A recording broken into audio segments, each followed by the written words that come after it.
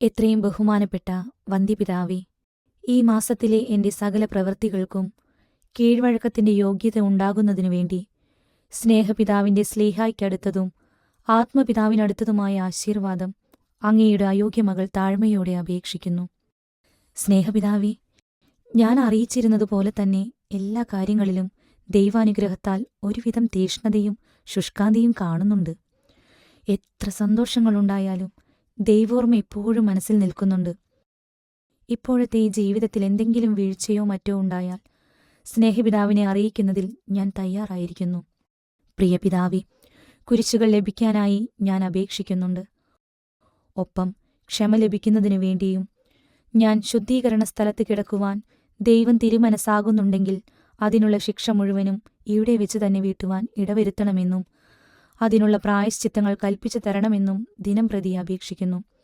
സ്നേഹപിതാവും ഇത് അപേക്ഷിച്ച് മേടിച്ചു തരണമെന്ന് താഴ്മയോടെ അപേക്ഷിക്കുന്നു.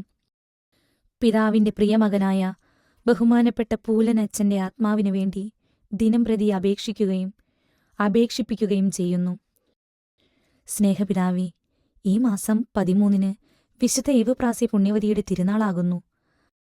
അന്നേ ദിവസം ഈ അയോഗ്യ മകളെ പ്രത്യേകിച്ചോർത്ത് അങ്ങയുടെ തീഷ്ണതയുള്ള ദിവ്യപൂജയിലും മറ്റും പ്രാർത്ഥിക്കണമെന്ന് താഴ്മയോടെ അപേക്ഷിക്കുന്നു.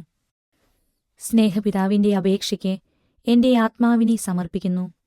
പിതാവിനു വേണ്ടി എന്റെ ഈ അയോഗ്യ അപേക്ഷകളിൽ ദിനം പ്രതി അപേക്ഷിക്കുന്നുണ്ട്.